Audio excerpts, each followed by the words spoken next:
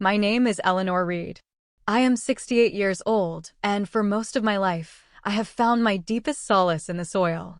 I've nurtured gardens from the hard-packed clay of my first tiny rental to the rich, dark loam of the home my late husband, Arthur, and I built together on the outskirts of Port Blossom. I've learned that in gardening, as in life, you cannot force things to grow. You can only create the right conditions: good soil, adequate light, patient watering, and trust in the inherent will of a seed to become what it is meant to be. I've buried a husband I adored, raised a son I am fiercely proud of, and I thought, until recently, that I understood the nature of things. I thought I knew which plants were perennials, returning year after year, and which were invasive weeds, needing to be pulled up by the root before they choked out everything good. I was wrong. The Willows Estate dining room was a sea of soft light and hushed celebration. Outside, a gentle Pacific Northwest drizzle misted the manicured lawns, but inside, the air was warm, scented with lilies and expensive perfume. My grandson, Leo, sat at the head of our table, his face glowing with the triumphant exhaustion I knew so well. He just graduated from the University of Washington's architecture program, top of his class, and the weight of that achievement seemed to settle on his shoulders like a well-deserved mantle. "Grandma," he leaned towards me, his voice a low, excited buzz beneath the murmur of the room. "Did you see Dean Holloway's face when they announced the scholarship?" I think he was more shocked than I was. I reached across the starched white linen and squeezed his hand. It was a good hand, strong and capable, with faint traces of graphite still under the nails. He wasn't shocked, my love. He was witnessing the inevitable. Your grandfather always said you could build castles in the sky and then draw the blueprints to make them real. A sharp, brittle sound cut through the warmth of our moment, the clink of a wine glass set down too hard on a saucer. "Oh, honestly, Clarissa, my daughter-in-law," said with a sigh that was pure performance. "Let's not romanticize this into some working-class fairy tale." Leo had every advantage. Every head at our table turned. Clarissa sat perfectly poised, a portrait of cool, expensive elegance in a silk dress the color of a stormy sea. Her smile, however, was a razor's edge. My son, Michael, placed a warning hand on her arm. "Clarissa, please. Not tonight." She shrugged him off, her movements fluid and deliberate. She stood, and a hush fell over our table, a pocket of silence that began to ripple outwards to the neighboring tables. Friends of the family, business associates of Michael's, all began to turn with the subtle, hungry curiosity of people sensing drama. "You all want to toast Leo's success," she began, her voice carrying with practiced clarity. "And you should. He's my son, and he's brilliant. But let's not pretend his success happened in a vacuum. Let's not pretend there weren't obstacles." Her eyes, the color of pale jade, fixed on me. "Some of us have spent years compensating for certain deficiencies in the family."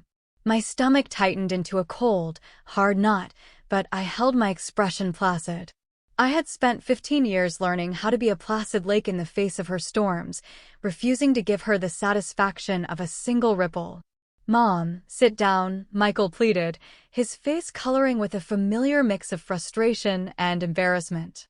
But Clarissa was building to her crescendo. She took a step towards me, her presence commanding the attention of half the dining room. "You want to know what your darling grandmother really is, Leo?" she asked, her voice dripping with contempt. "She's a provincial embarrassment. A sweet, simple gardener who is utterly out of her depth in the real world." I glanced down at my dress, a classic navy sheath I'd owned for years. It was simple, yes, but it was well-made and appropriate. I knew, though, this was never about the dress. It was about the woman wearing it. "You embarrass me," she continued, her voice rising. "Every time we have a function, a dinner party, a charity event, I have to spend the entire evening running interference, apologizing for the quaint, folksy things you say. You have no concept of how to navigate the world we live in, the world that matters." The silence in the room was now absolute, a heavy blanket of mortification. Leo's face was ashen. My own son wouldn't meet my eyes. Clarissa leaned down, placing her perfectly manicured hands on the table, her face close to mine. Her voice dropped to a venomous whisper that was somehow more piercing than her shouts. I look at you, and I am disgusted that we share a family name. You are a relic, Eleanor. A weed in a garden that I've worked tirelessly to cultivate. The words were meant to be devastating. And perhaps a year ago, they would have been. But in that moment, something inside me settled. It was the quiet calm that comes when you've been patiently waiting for a storm to break. I looked at her, this woman who measured worth in social currency and saw relationships as assets, and I felt a profound, aching pity. I smiled. It was a small, gentle smile, a simple curve of my lips. It seemed to unnerve her more than any protest could have. With steady hands, I reached into my handbag, my movements unhurried. I caught the eye of the restaurant manager, a man I'd spoken with earlier in the week, and gave him a subtle nod. "What are you doing?" Clarissa demanded, a flicker of uncertainty in her eyes. I didn't answer. Instead, I watched as the manager moved to the AV console near the entrance. The soft instrumental music that had been filling the room faded into silence. The large, discreetly mounted screen on the far wall, which had been displaying a tasteful rotation of landscape paintings, flickered to life. Clarissa turned, following my gaze. I watched the blood drain from her face, leaving her skin the color of old parchment. "No," she whispered. But there she was, in high-definition clarity, sitting in a sleek, impersonal office. A date and timestamp in the corner read 18 months prior. A man's voice, calm and professional, filled the silent dining room. "So, to be clear, Ms. Hayes, you are petitioning for a full and irrevocable termination of parental rights?" Clarissa's voice, captured on the recording, was chillingly composed. "That's correct. I want a complete severance. No possibility of future contact. As far as the state is concerned, Sophie Hayes will no longer be my daughter." A collective gasp swept through the nearby tables. Michael stared at the screen, his expression one of utter, uncomprehending shock. "What is this?" he breathed. On the screen, the lawyer continued. "And you understand the finality of this? She will be a ward of the state until she comes of age. She will have no legal family." Clarissa's recorded voice was as cold and clear as ice. "I understand completely. It's for the best. It provides a clean break for everyone." That was when Clarissa's knees buckled. She stumbled back, knocking her chair over, and collapsed onto the plush carpet in a heap of silk and broken composure. The room erupted in a flurry of whispers and furtive glances, but I remained perfectly still, my eyes on the screen. I had been waiting for this moment for 5 months, 3 weeks, and 2 days. Ever since a quiet, tired-eyed man had sat at my kitchen table and handed me a manila folder that undid everything I thought I knew about the woman my son had married. Tonight, the weed would finally be pulled. 5 months earlier, a late autumn chill had settled over Port Blossom. I was in my greenhouse, coaxing the last of the season's chrysanthemums into bloom, when a car I didn't recognize pulled into my driveway. A man in a simple, slightly rumpled suit got out. He didn't look like a salesman or a neighbor. He looked like a man who carried other people's secrets for a living. Mr. Davies was his name. He had a gentle handshake and weary eyes that seemed to have seen the worst of human nature and decided it wasn't worth getting excited about. I had hired him 3 weeks prior, my hand trembling as I dialed his number. The decision had been born from a seed of unease planted by my old friend Martha. She'd mentioned seeing Clarissa at a downtown legal building, one known exclusively for family and custodial law. Clarissa had never mentioned any legal troubles. When I'd casually asked her about it, she'd laughed it off, claiming she was meeting a friend for lunch nearby. The lie was too smooth, too quick. It was a weed I couldn't ignore. "Mrs. Reed," Mr. Davies said as I led him into my kitchen. "I need to prepare you. What I found is more complex than a simple inquiry." My stomach tightened. I had asked him to find out why Clarissa was visiting a family law firm. I hadn't prepared myself for complex. He opened his worn briefcase on my table. "Before I show you this," he said, laying a thick manila folder on the polished wood, "I want you to be sure. Sometimes, the truth doesn't set you free. It just builds a different kind of cage." I looked from the folder to his tired eyes. "Mr. Davies, I've learned that living with a beautiful lie is like having a lovely vine in your garden that is secretly poisoning the soil." Sooner or later, everything around it withers. Please show me. He nodded and opened the folder. The first document was a petition for the termination of parental rights. The petitioner was Clarissa Hayes, her maiden name. The subject was Sophie Hayes, age 15. My vision blurred. She has a daughter? My voice was a whisper. She had a daughter, he corrected gently. From a marriage before she met your son. The girl is 22 now. My hands began to shake as I read. Clarissa had voluntarily surrendered her rights. The reason cited was not financial hardship or inability to care for the child. It was a desire to move forward with a new family structure unencumbered by previous attachments. Unencumbered. The word was so cold, so transactional. There's more, Mr. Davies said softly. He showed me a social worker's report. Sophie had been left in the care of an aging, unwell grandmother who passed away 2 years later. At 17, Sophie had entered the foster care system, aging out a year later with no family, no college fund, no one. Where is she now? I could barely form the words. Working 2 full-time jobs in Seattle. A barista by day, a cleaner by night.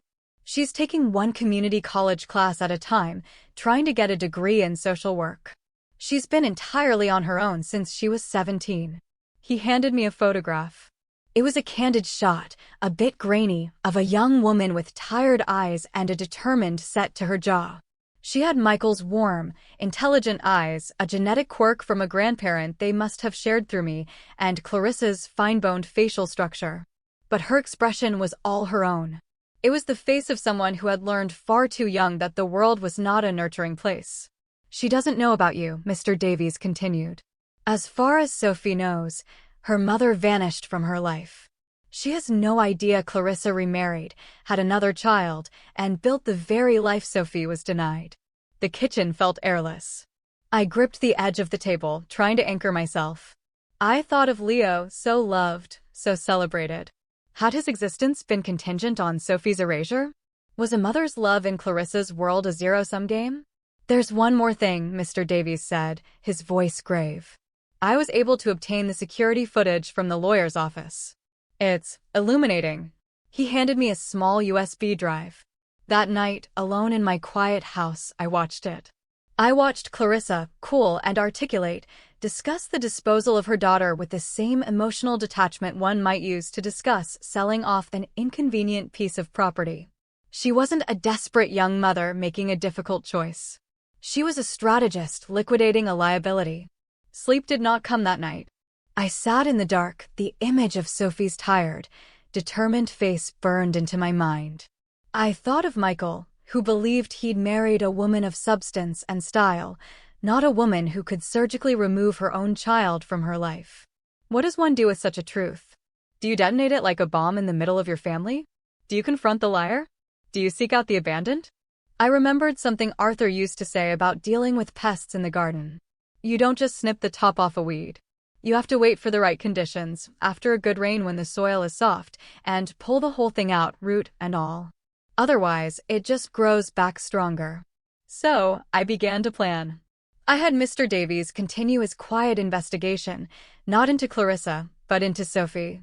I learned about her struggles, her resilience, her quiet dignity.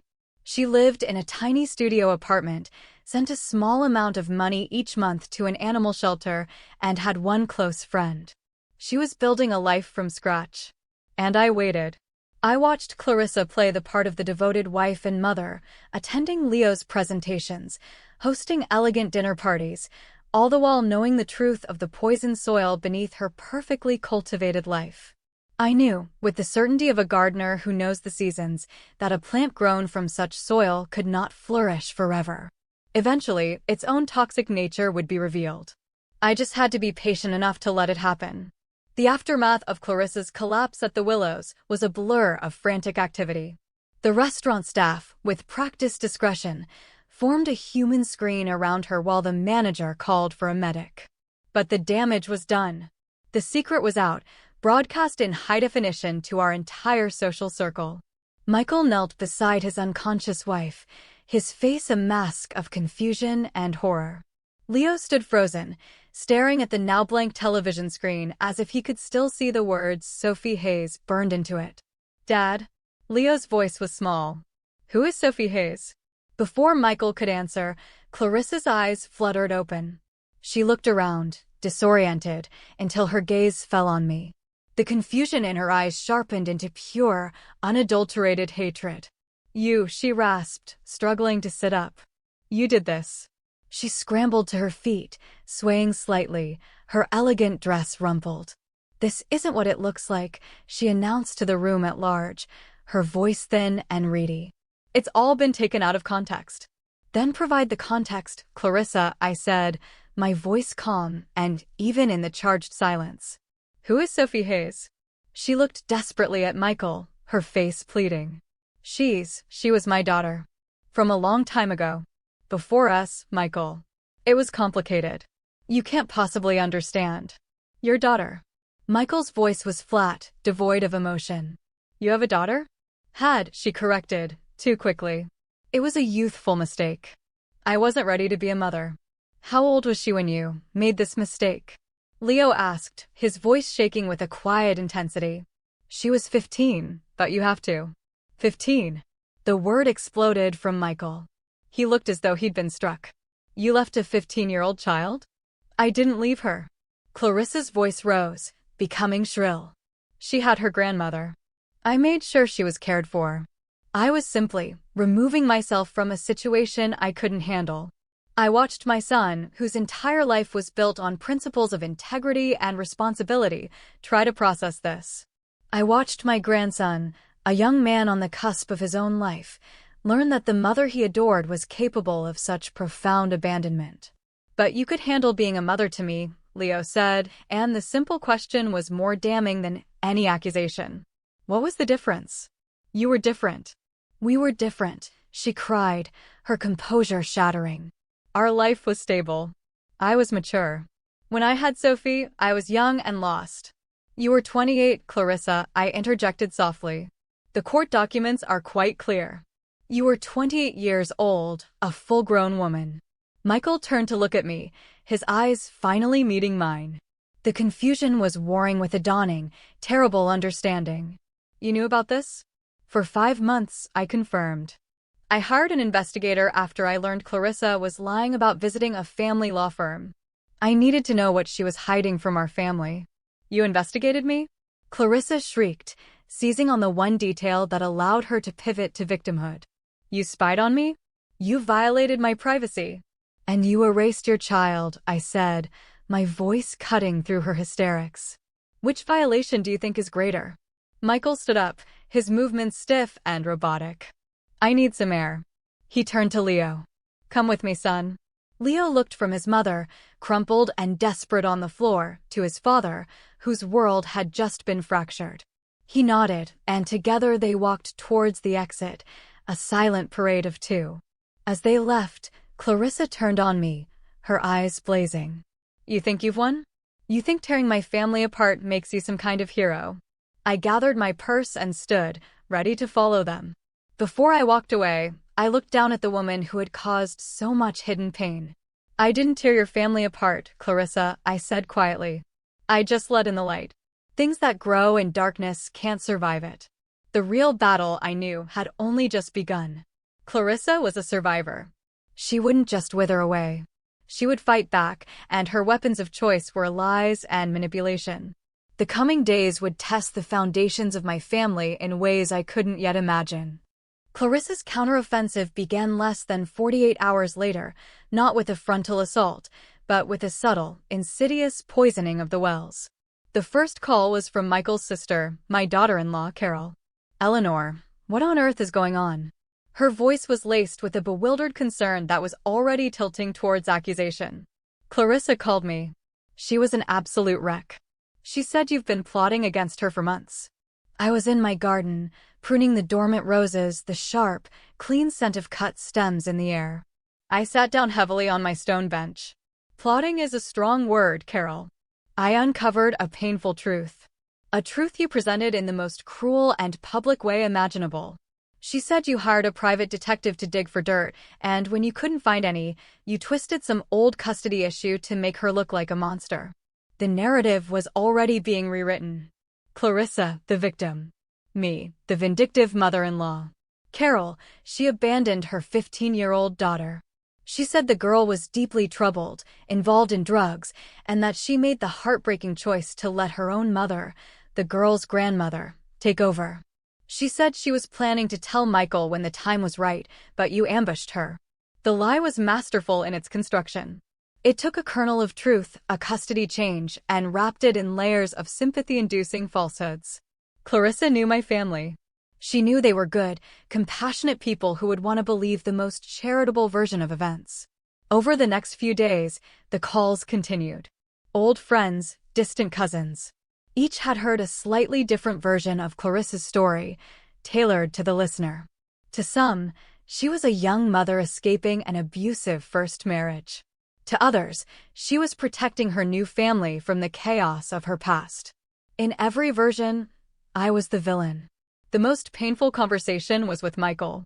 He asked to meet me at a neutral location, a sterile coffee shop downtown, as if my home were now hostile territory.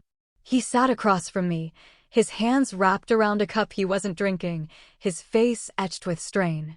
"Mom, I've spoken with Clarissa. At length. I'm sure you have. She's admitted she handled the situation with Sophie badly. She was ashamed and scared, and she's carried that guilt for years. But what you did, having her investigated, humiliating her like that, it was wrong. It was cruel." I felt a cold dread creep into my heart. He was defending her. "Michael, this isn't about my methods. This is about who she is. A person who could do that to a child. A person who made a terrible mistake years ago and has been a wonderful wife and mother ever since," he cut in, his voice firm. "She's agreed to go to counseling. We're going to work through this as a family. But for that to happen, she needs to feel safe. She needs to know you aren't going to attack her again." "Attack her?" I exposed a lie. "You exposed my wife," he shot back, his voice rising. "And frankly, Mom, the fact that you went to such lengths makes me question your motives.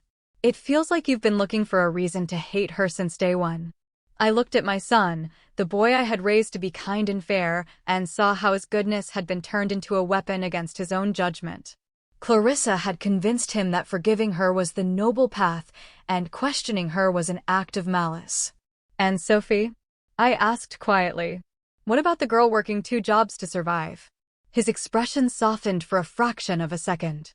"Clarissa told me Sophie refused all offers of help from her grandmother's family out of anger. If she's struggling, we will find a way to help her. But that has to be our decision, Mom. Mine and Clarissa's. Our decision." The words drew a clear, painful line. I was on the outside now. I left the coffee shop feeling a profound sense of defeat. Clarissa had not only survived the explosion, she had risen from the ashes and convinced everyone I was the one who had set the fire. She had isolated me, using my family's own decency as the walls of my prison. I had pulled the weed, but the roots, I realized, were tangled deep in the heart of my son. 2 weeks later, on a rain-slicked Tuesday evening, my doorbell rang. I wasn't expecting anyone. My social life had withered in the frost of the family drama. When I opened the door, I found a young woman standing on my porch, haloed by the misty glow of the porch light. She was slight of build, wearing a practical raincoat, and her face was one I knew intimately from a grainy photograph. She had Michael's eyes. "Mrs. Reed," she said, her voice quiet but steady. "My name is Sophie Hayes. I think you've been looking for me." My breath caught in my throat.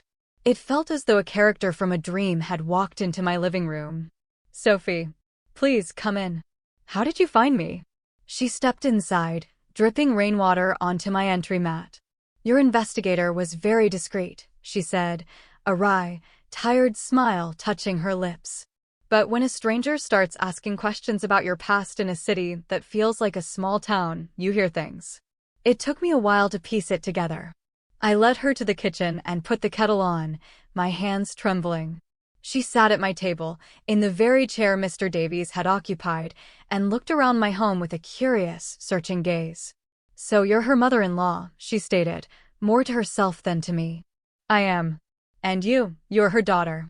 So I've recently learned, she said, and the bitterness in her voice was a chilling echo of her mother's, but born of pain, not cruelty. For the last 4 years, I thought she was dead. The kettle whistled, a shrill, piercing sound in the sudden, dead silence of the room. I nearly dropped it. What did you say? Sophie's eyes were clear and direct, holding a universe of hurt. When I was 18, I saved up enough money to hire one of those cheap online investigators to find her. I just wanted to know why she'd left. He came back a week later with a death certificate. Said she died in a car crash in Oregon 2 years earlier. He had a whole story. I sank into the chair opposite her, my legs unable to hold me. The depths of Clarissa's deception were darker than I had ever imagined. It wasn't just abandonment. It was a calculated, psychological murder. I grieved for her, Mrs. Reed, Sophie said, her voice thick with emotion. I spent years in therapy processing the loss of a mother I barely knew, who I thought had died before I could ever ask her why. And all that time, she was here, living this life. She gestured around my warm, comfortable kitchen. With a new son. A replacement. How did you find out the truth? I whispered. Your Mr. Davies woke things up. The questions he asked got back to an old neighbor who finally told me the truth. My mother, Clarissa, paid her and a few other people to stick to the car crash story if anyone ever came asking. She paid them to help her disappear. We sat in silence for a long time, the only sound the ticking of the grandfather clock in the hall. Finally, I told her everything. About the investigation, the dinner, the video, and Clarissa's successful campaign to paint herself as the victim. When I finished, she stared out the window at the rain-lashed garden. So they believe her, she said flatly. They believe I was a troubled kid and she did what she had to do. My son wants to believe her, I corrected gently. It's easier than believing his entire marriage is a lie. I have a brother, she said, the words sounding strange on her tongue. Leo. He's a good boy. He was shocked. But he's caught between his parents. Sophie turned back to me, and in her eyes, I saw not a quest for revenge, but a fierce, protective resolve. I want to meet them, she said. My brother. Your son. I don't want their money or an apology. I want them to look me in the eye while I tell them the truth. A lie can't survive that. Not a lie this big. I thought of Michael's anger, of the family's carefully constructed peace. Bringing Sophie into that fragile ecosystem would be like introducing a hurricane. It would be destructive. It would be painful. And it was absolutely necessary. There's a family barbecue this Saturday, I said, my voice firmer than I felt. A healing event to move past the unfortunate incident at the restaurant.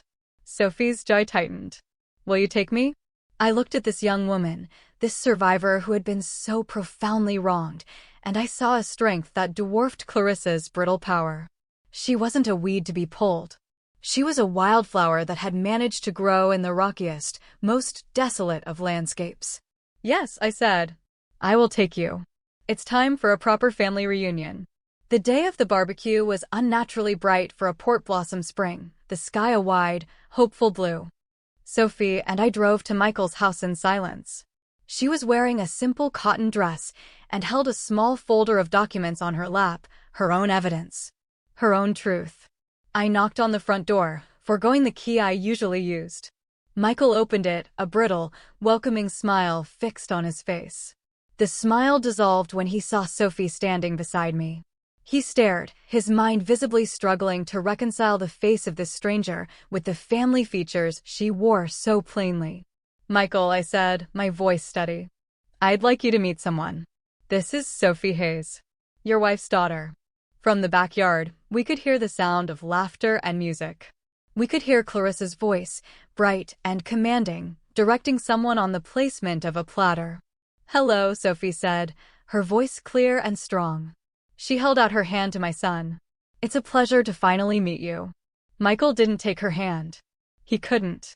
He could only stare as Sophie stepped over the threshold, a ghost from a buried life walking into the sunlit present. The carefully orchestrated healing was over.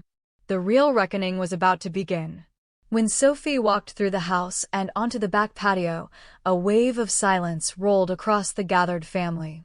Clarissa, holding a pair of tongs over the grill, froze mid-action.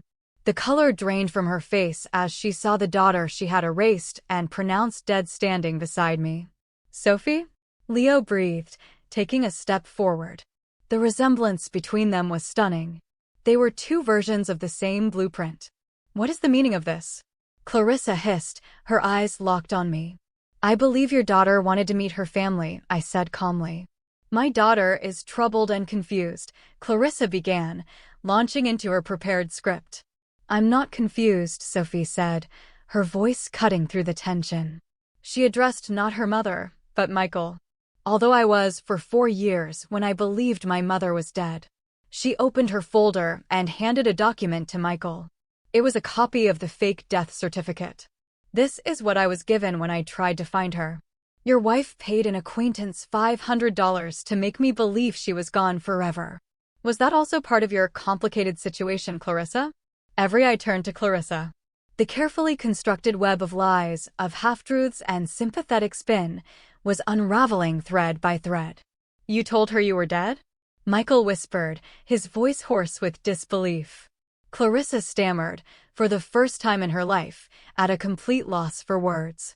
She looked around at the faces of the family she had so expertly managed, and for the first time, saw no allies. She saw only judgment. "I did what I had to do to protect this family," she finally cried, her voice cracking. "From the chaos of my past." "I am not chaos," Sophie said with a devastating calm. "I was a child. Your child." She then looked at Leo, her expression softening. "I came here today so you would know the truth. Not to destroy anything, but to make sure you were never seen as an inconvenience. To make sure you were never erased."